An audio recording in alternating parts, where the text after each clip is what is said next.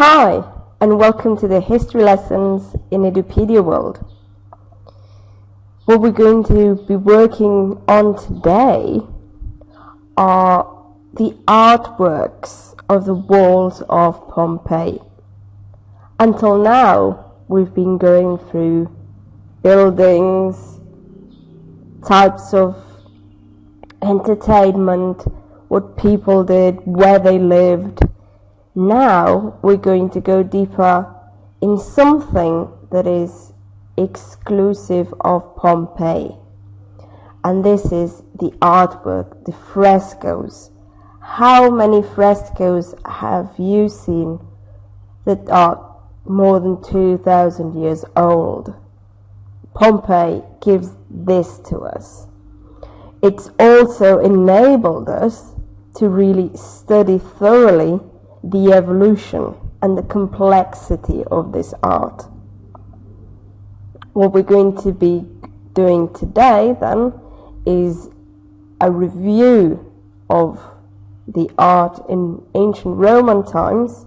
We'll talk about the technique of the fresco because it is really peculiar to the Roman wall paintings, and we have to understand how difficult this technique is to really appreciate the complexity of this artwork. And finally, what we'll go through is the evolution of the Pompeian style. Imagine we've already got a name that just refers to Pompeii because of the quantity and the quality of this artwork. So during the excavations and digs in Pompeii, more than 100 artworks were conserved from the dust and the eruption of Mount Vesuvius. These are normally frescoes that adorn the public and private buildings of the village. You had them everywhere. You probably think about Roman houses being just white, marble-ish. That's the picture we've got because that's the only things we had. Now we've discovered they were really colourful. If it was obviously a wealthy house, it was covered with artwork, with colours, with lively colours. It's not just white marble. Many of the buildings in Pompeii had frescoes or mosaics, tile work, that we'll see in further lessons. One thing that is quite curious is that the fresco mixes the plaster and the painting, and this makes it resist time much better than just oil paintings on a canvas, for example. And some pieces were created using things like glass, stone, and other materials. They didn't just paint, they used multiple things. What can we see in the pictures? Well, you would have from myths, religion, sports, war, campaigns, or as we've seen, erotica. One of the favorite examples that we find in books is this one. It's the fresco that depicts Terentius Neo, that's the man, holding a scroll, and his wife who holds a stylus for writing and a little tablet where Romans wrote. You see that the style and the technique was not basic. These painters knew exactly what they were doing, and they could even paint portraits, family portraits that you would have on the walls of your house. Well, let's go a bit more technical. What they normally did was use the technique of the Opus Tectonium, where you cover the wall with plaster, 2 or 3 layers, and it was about 3 to 5 centimeters. This gave the possibility of correcting any imperfections that the wall might have, and then it could be painted. Sometimes we will find that the last layer had marble dust mixed into it, just to increase the quality and strength of that layer. So the painting later that would soak in would even be more resistant to the elements. Sometimes we'll also see just flakes of marble and then painting on top, but that is another technique. Obviously, painting was done by specialists by this time, and because we'll see that the technique means that you have to distribute your daily work and make it coincide with different elements of the painting, so everything has a uniform look. It's crazy. The most delicate works were made in trempe sometimes, where you first create the background, and these weren't really stuck directly in the mortar, so they've been lost through the years, and we've only got bits and pieces here. So fresco, apart from being complex and the preferred technique for Romans, it has been great for us because it's an excellent way to keep the paintings, because it just sticks to the wall. It's part of the wall. So thanks to Pompeii, the quality of the conservation, we've said it's stunning. And the paintings, some have partly faded a bit, but this has been enough to actually create a diagram of Roman painting.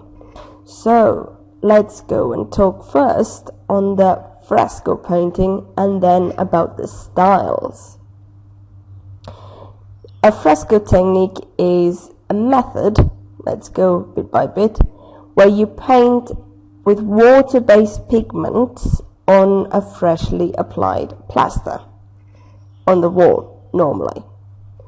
The colors are made by grinding dry powder into water, and then it becomes, as it dries, it becomes permanent part of the wall. It's ideal, and normally it's used in monumental style because you can paint large surfaces. What you do have in fresco painting is that you need to have your ideas really clear and well thought out designs beforehand, because you can't experiment or change. And if you make big mistakes or your plaster dries before it's complete, you will have to start all over again. Wow, that sounds complicated. On a large fresco, for example, the key will be the color. So you will have to bear in mind that the colors do have different tones at the different moments of drying, for example. So you'll have to try one patch a bit of as a guinea pig to see how the plaster is going to react, and then as the work progresses you will add fresh new plaster that will be a bit darker than the previous bits. So you have to take that in mind when you want to do especially shades, because those colors are going to change not only with the time of drying, but especially with the colors you're going to apply later on. It takes lots of experience to do this right, because one of the things it has is it's alive. Every time the plaster will maybe need some more water, some less water, more paint, and the periods of painting will last 6 or 8 hours. And then you'll put some more plaster on, and brush it around. It is incredible. Just imagine 6 to 8 hours and you have to finish that area you're painting. So you can't really take upon with you a big area. It has to be smaller and that you can actually finish in the said time. So let's just go directly into the styles. As always, the first styles that we encounter are quite basic. This was the most popular from 2000 BC until 80 BC, and what it does, it simulates marble. Sometimes you couldn't pay for marble, or it was really difficult to find, so you imitated the marble using other elements, and it is using vivid colors also to show wealth. Some of the colors you can see here were difficult to make and expensive, so you'd have imitating marble with really bright colors, being able to show off all your wealth. Many of the paintings that we have here are multicolored, but also take patterns of other expensive cut stones. It's not really artisty as the rest of the styles. It's just imitating wealthy rocks or stones that you would in other cases use to cover the walls. It's basically used to decorate lower sections of the walls and not that much in higher levels. It was the way to just give a bit of a color to that wall. The second style, we are going already into really delicate pieces. This is called the architectural style or illusionism. It was done on the 1st century BC, and here we see that the walls are completely decorated with architectural features and various compositions. This does have some meaning with the first style because it imitates constructions, and it also has some of the bits of the first style, as you see on the lower parts of the wall, but this was mainly used just to distinguish different areas of the painting.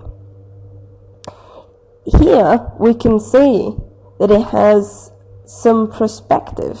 The picture was pushed, the plane was pushed farther into the wall, and then you painted the architectural features like columns instead of building them. These paintings also were a bit of counter-reaction to the claustrophobic nature of small and sometimes windowless Roman houses.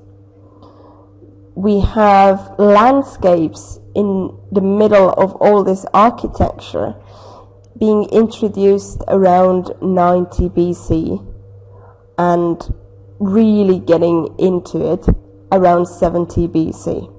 This is a really breaking point in the changes of the style.